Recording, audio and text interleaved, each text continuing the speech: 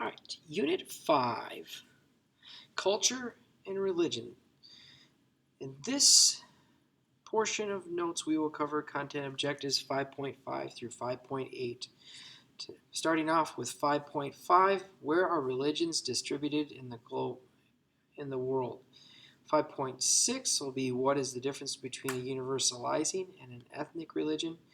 5.7 will be how does religion affect the cultural landscape? And the last content objective will be 5.8, which is how does religion lead to conflict? How are religions classified? Well, first off, we have to understand religions leave a strong imprint on the physical environment. And when we look at universalizing religions, they are global. They're global, and they also try to appeal to a mass group of people. And they also adhere to one culture in one location. We know special dates pertain to that particular religion that relate to the founder or the prophet. The universalizing religions account for 58% of the world's practitioners. Ethnic religions, different ethnic religions are a small group of people, primarily one group living in one place. They also account for about 26% of all religion practitioners. Going back to universalizing religion, Christianity is the largest religion of practitioners. Currently, about 2.2 billion people identify themselves on a global scale as Christian, and 1.5 billion claim to be Islam. And I'm noticing there's an I missing here. There should be an I. Islam. Again, practitioners of Islam are called Muslims.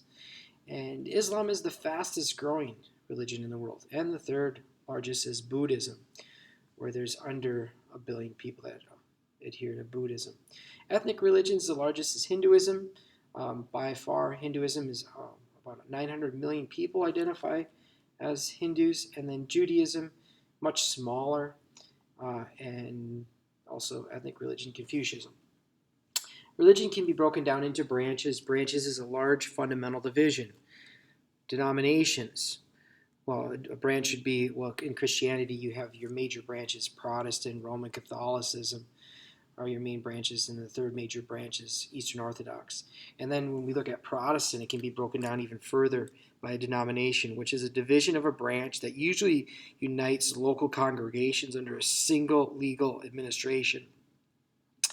And that could be seen as the Lutheran Church as a denomination.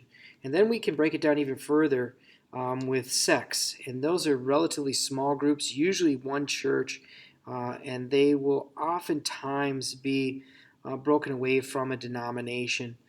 And cases of that would be like the ECLA or the Missouri Synod or the Ethiopian Church. Those are all sects of Christianity. How many practitioners? I already mentioned this is 2009, but we see that over half of the world's practitioners identify themselves as Christian or Muslim. Christian with over 2 billion followers, 2.2 billion was a stat from 2019. It has three major branches, as I already mentioned. Roman Catholicism. It is the most widely spread language branch. It has the most adherents of the language branches. Protestant is the second largest, and it's found in Northern Europe and then in parts of America.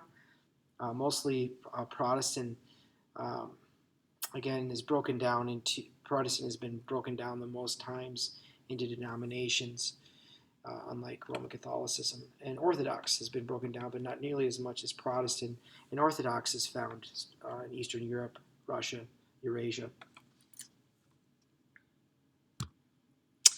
1.5, actually it's 1.5 billion as of 2019 followers of Islam, and they're found predominantly in North Africa, Southwest Asia, and the highest per capita of Muslim practitioners are found in Indonesia. But also we have Muslims found in South Asia within the countries of Pakistan, Bangladesh, and in some areas India. Two major branches are the Sunni, those that don't believe that the successor of Muhammad has to be blood related or Sunni, and then the Shia believe that the successor of Muhammad has to be blood related. And they account for 16%. The largest concentration is found in Iran and Iraq. Buddhism has, again, there's more adherents. I think it's close to 600 million now, and they're found in Eastern and Southeast Asia. Very different than the other universalizing religions. Where Buddhism originated, there's not the highest concentration of practitioners. It diffused to the East, in China and Southeast Asia, Thailand specifically, and in Japan and East Asia. Three main branches. You're not going to be quizzed on or tested on this. Population is difficult to measure because there's intermixing. They're called syncretic religions. So Buddhist practitioners can commonly have another religion of faith, such as a person from Japan, for instance, would be Buddhist, and they would most likely be a Mahayana Buddhist, the branch Mahayana, and then they would also intermix with Shintoism. So they would have two religions. That's called the syncretic religion. World religion distribution, you can see the distribution of Roman Catholicism, which I said is the most widely distributed because of colonization and imperialism. We can see religions within the United States, Baptists in the South. We see Christians in a small percentage in areas just north of the Baptists. And then in the Midwest, we have Lutheranism. Iowa has Methodists. We see Mennonites to the west, Church of Latter-day Saints, highest concentration in Utah. Buddhism, we can see it diffused from its origin. Universalizing religions, they're very different than folk religions, or also folk or ethnic religions, and that their holy sites are dependent on significant events of the founder. They have shrines of the founder, such as we see right here in Saudi Arabia, the Kaaba, which is circled every year in the pilgrimage of the Hajj. And then many followers participate in pilgrimages, or we can see with the pilgrimage to the Ganges River, like in the city of Varanasi, a major holy city. When you look at ethnic religions, also seen as folk religions, Hinduism has over 900 million practitioners, 97%, the highest concentrations in India. Confucianism and Taoism are very different than Hinduism because Confucianism and Taoism is a very unique religion that it has elements of universalizing religion, that it has a founder, Lao Tzu, but it's ethnic because it's has many rituals that come from the natural landscape of the land. It's isolated. There's homogeneity with practitioners. Shintoism is concentrated in Japan. Judaism is more widespread of the ethnic religions because the diaspora, the persecution of Jews cast away from their homeland for over 2,000 years. And then there's animism, which is still found in parts of sub-Saharan Africa and South America and Southeast Asia. Holy sites for Buddhism. There's 8 holy sites based on the life of Buddha, Siddhartha, that became Buddha and the Enlightened One. And then Islam, it relates to the sealing prophet of Muhammad. Holy sites in Mecca, as I already pointed out with the Great Mosque, where we saw the Kaaba in the middle, where that pilgrimage of a Hajj just circles that Kaaba.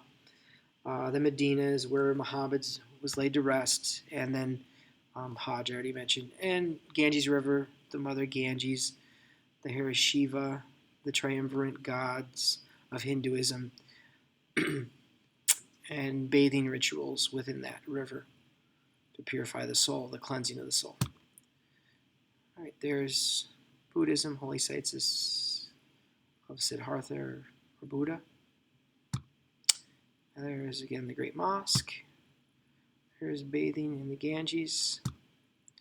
There's many holy sites in Jerusalem. That's why we have ethnic conflict, which we'll talk about later. But here you see the Dome of the Rock, Holy Shrine, you see the Western Wailing Wall right here, and the Church of the Holy Sepulchre right here. So you see three major religions: Islam, Judaism, Christianity. All right, again, here's the differences between ethnic and universalizing. Where do Christians worship? Churches. Churches are a sanctified place, meaning it's expected that they worship collectively in those places. It's the sanctified, meaning the house of God or the house of the Lord. It's a high-profile location, and the architecture can vary by denomination. Roman Catholicism has usually grandiose, gold-plated architecture, whereas other religions like Lutheranism a little bit more or less fancy or less grandiose. We can see Orthodox churches. You can see mosques. Mosques are very different than churches because they're not sanctified. So it's not the house of Muhammad. It's a place of worship, collective worship of the holy text of the Quran. There's smaller buildings. The prayer lines to the direction of Mecca, the most holy city. Minarets will call them to prayer 5 times a day. Those minarets are usually 5 pillars right outside a mosque. Temples are used by Hindus. Again, they're not collective worship. Many Hindus do not go to a temple. There's also more practitioners that see home as a place where they can practice their one or more gods, and they have shrines and relics of their gods. Pagodas are of Buddhists. Again, they're more of a shrine than they are of a holy place for worship. They're very prominent and elaborate. They're relics of Buddha, but again, many are just as shrines. They're not a place to collectively worship. How do they deal with their dead? Christians, Muslims, and Jews bury their dead, and others cremate like Hindus. Cremation is seen as a very holy process, the cleansing of the soul for that cycle of samsara, for the cycle of the next life, the reincarnation. Some dispose in seas. Why does conflict exist? The Taliban, for instance, has strict rules. They're called strict rules to the Quran, and they're based on religious principles and they follow the law called Sharia law.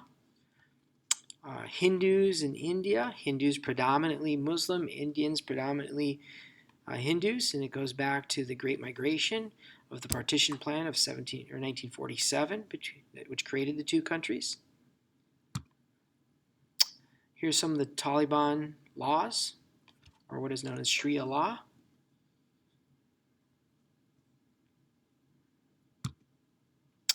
Fundamentalism is practiced very in small, isolated areas such as Al-Qaeda or Taliban.